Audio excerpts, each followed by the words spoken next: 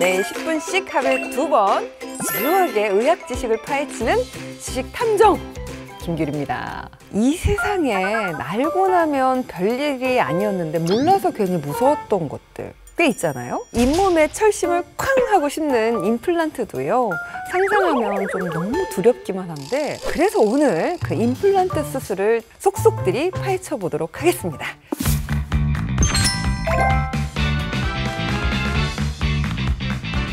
우리의 건강을 책임지는 히어로 모셨습니다. 치과 의사 김사람 선생님, 안녕하세요. 반갑습니다. 안녕하세요.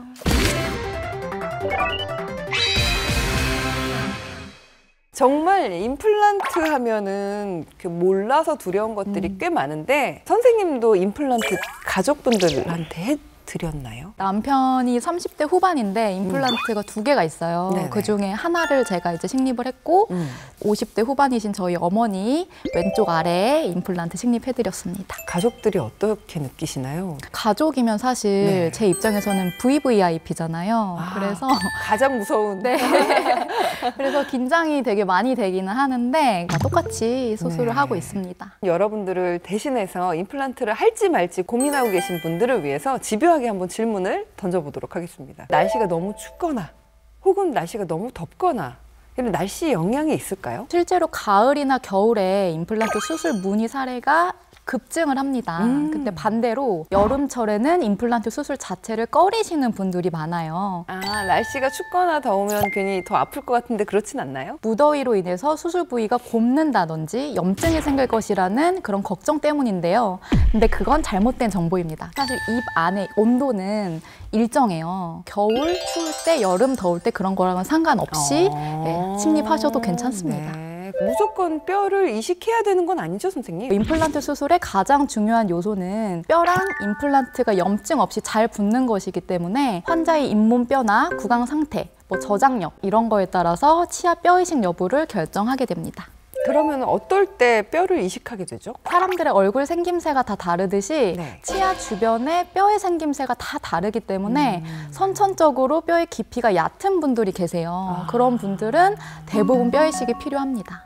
질환을 가지고 계신 분들 있잖아요. 그분들은 뼈가 아무래도 약할 것 같으니까 만성 질환이 있으셔서 뼈의 강도가 약하신 경우가 있고요. 치아를 상실한 지 너무 오래돼서 뼈가 쪼그라들어서 뼈의 절대적인 양이 부족한 경우도 있어요. 뼈 이식하면은 어디서 가져가서 뼈를 이식을 하죠? 뼈 이식 재료에는 자가골, 동종골, 이종골, 합성골, 자기 치아를 이용해서 뼈를 만드는 경우가 있어요. 자가골이라고 하면은 자기의 뼈일 것 같은데 어떤가요? 환자 자기의 뼈, 턱 일부에서 네.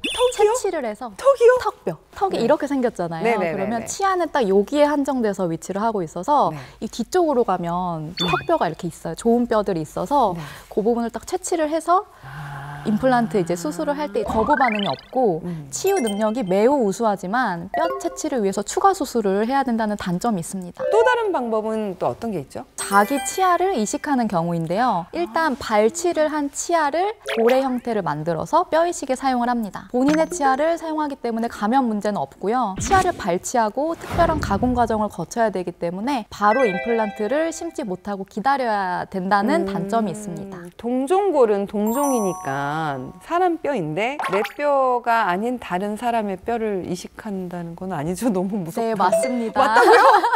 사용하는 빈도수가 그렇게 많지는 않아요. 왜냐면 다른 대체품들이 있기 때문에 치유 능력이 좋고 뼈 생성이 잘 되는 편인데 흡수가 잘 돼요. 그래서 볼륨 유지가 잘 안 돼서 푹 꺼지게 되는 현상이 일어날 수도 있습니다. 이종골은 그러면 사람 뼈가 아니라 이종이니까 다른 동물? 사람의 뼈만큼 인체 적응이 빠르지만 감염에 대한 위험성이 존재하는데요. 일반적으로는 소나 돼지뼈를 가장 많이 사용합니다. 볼륨 유지에 유리하고 아무래도 뼈의 양에 대한 제한이 없어서 뼈가 많이 들어가야 될 때 그럴 때 유용하게 쓰입니다. 이제 마지막으로 합성골, 인위적으로 만들어낸 거를 말씀하시는 거죠? 네, 항상 일정한 안정성을 갖는다는 장점이 있고 우리가 만들어낼 수 있는 뼈라서 양도 많이 쓸 수가 있습니다. 근데 반면에 인위적으로 만들다 보니까 골 유착 속도가 조금 느리다는 단점이 있습니다. 다 장단점이 있네요. 네, 장단점이 있어요. 임플란트 수술 전체 과정이 어떻게 되는지 좀 궁금한데요. 먼저 발치를 한 다음에 뼈 이식이 필요한 경우에는 뼈 이식을 한 다음에 기다렸다가 임플란트를 심어요. 네. 잇몸과 뼈가 아물 때까지 보통 잇몸은 2주 정도면 거의 아물고 뼈가 차는 데는 최소 2~3개월 정도는 기다려야지 뼈가 생기고요. 그 다음에는 임플란트 식립 다음에 고정력 테스트를 한 다음에 단단히 굳었는지 확인을 하고 기둥과 크라운 본을 떠서 제작한 다음에 부착하면 치료가 끝납니다. 발치하면 피가 많이 날 것 같은데 바로 임플란트 심는 게 가능할까요? 피가 조금 나더라도 뼈만 충분히 있다면 임플란트 식립이 가능하고요. 석션이라는 왜 네. 치과 가면 엄청 시끄러운 기계 있잖아요. 그거요. 침이나 피나 아니면 기타 소독액들을 빨아들이기 때문에 시야 확보가 가능합니다. 아스피린 계열의 약을 먹으면 좀 조심해야 되죠. 아스피린 계열의 이제 성분이 있으면 피가 잘 안 먹게 돼서 네. 그럴 때는 한 일주일 정도 약을 끊고 임플란트 시술을 하게 됩니다. 임플란트가 잇몸으로 얼마나 깊게 들어가야 하죠? 1mm에서 10mm 정도까지 최소 뼈 라인까지는 임플란트가 깊게 들어가야지 임플란트 완성 후에도 오랫동안 길게 튼튼하게 쓸 수 있습니다. 임플란트를 심는데 시간은 좀 어느 정도 걸리죠? 이건 개인차가 조금 있는데요. 10분 내외에서 딱 끊는 분들도 계시고 여러 개를 심어야 되는 경우에는 한 1시간에서 1시간 반 정도까지 길게 이어지는 경우도 있습니다. 재질이 보철이라서 녹슬진 않을까요? 임플란트는 티타늄 베이스라서 체내에서 오랫동안 있어도 녹슬지 않는 재료입니다. 통증은 없을까요? 관리가 잘 안 돼 버리면 잇몸에 없던 염증이 생기는 경우도 있어요. 그럴 때는 통증이 같이 이제 수반이 되기 때문에 관리를 좀 잘 해주셔야 됩니다. 어떨 때 염증이 생기죠? 수술 직후에 술, 담배를 많이 하신다든지 그래서 면역력이 떨어지면서 염증 수치가 확 올라가는 경우, 몸 전체 컨디션이 안 좋은 경우 임플란트와 뼈가 단단하게 붙는 회복이 잘 안 되는 경우가 많습니다. 임플란트 심을 때 구역질을 심하게 하시는 분들. 물이 차거나 기구들이 목적 가까이 이렇게 갈 때 구역 반사를 하시는 경우가 있으세요. 그럴 때는 저희가 이제 코로 최대한 숨을 쉬고 쉬어가면서 이제 치료를 받거나 수면 마취를 하는 방법도 있습니다. 본을 뜨는 사이에 어떤 상태로 지내면 되나요? 치아 머리 부분이 비어있는 상태로 지내게 되는데 사정이 있으신 경우에는 임시 치아 같은 걸 좀 만들어 드리고요. 임시 부분 틀니 그거를 이제 만들어 드리기도 합니다. 임플란트를 심고 나면 얼마 동안 딱딱한 음식은 좀 피하는 게 좋을까요? 가장 좋은 건 최대한 건드리지 않는 건데요. 최소 2주 잇몸이 아무는 시간 동안에는 양치도 살살 해주시고 가글도 좀 해주시고 그런 식으로 관리를 해주시는 게 좋겠습니다.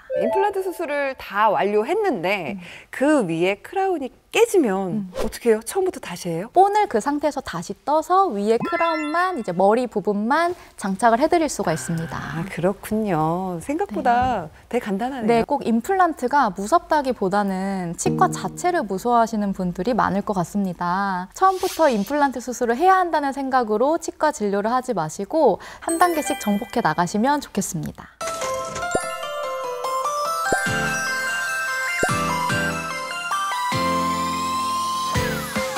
매일 10분, 하루 2번 습관처럼 닥터 OBS와 다음 시간에 만나요. 안녕.